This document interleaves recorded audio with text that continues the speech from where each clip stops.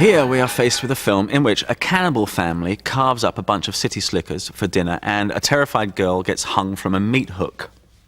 The censor has to make cuts, but where does he make them? It's not the individual scenes and the images that are the problem, it's the cumulative effect.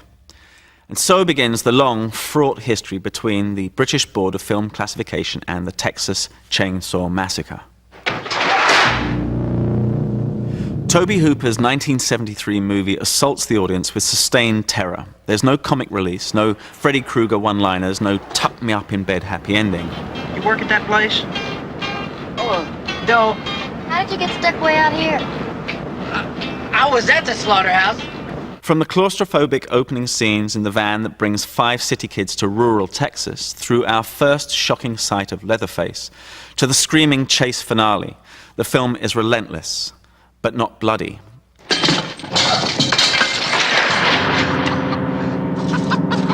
It's also frighteningly surreal, especially in amongst the skull and bone furnishings of the cannibal's home. Most of all, it's the soundtrack that unsettles the audience. A cacophony of electronic crashes and screeches, this is the noise an animal hears in the slaughterhouse moments before a metal bolt comes crashing into its brain. And putting in a double shift in that very slaughterhouse is the cannibal family's freak boy son Leatherface, one of the most enduring icons of the modern horror film. Hooper's film even tried to pretend that it was based on a true story, snatching from the audience that basic horror flick escape clause, keep repeating it's only a movie. All this and more caused the British Board of Film Classification Secretary James Furman to vilify the film as the pornography of terror, when he refused it a theatrical certificate in 1975.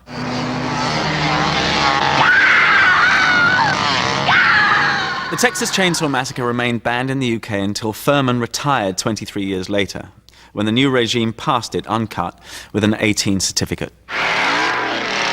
With the exception of a decent remake last year, attempts to further the Chainsaw franchise have suffered from an excess of gore and a subsequent flurry of bans.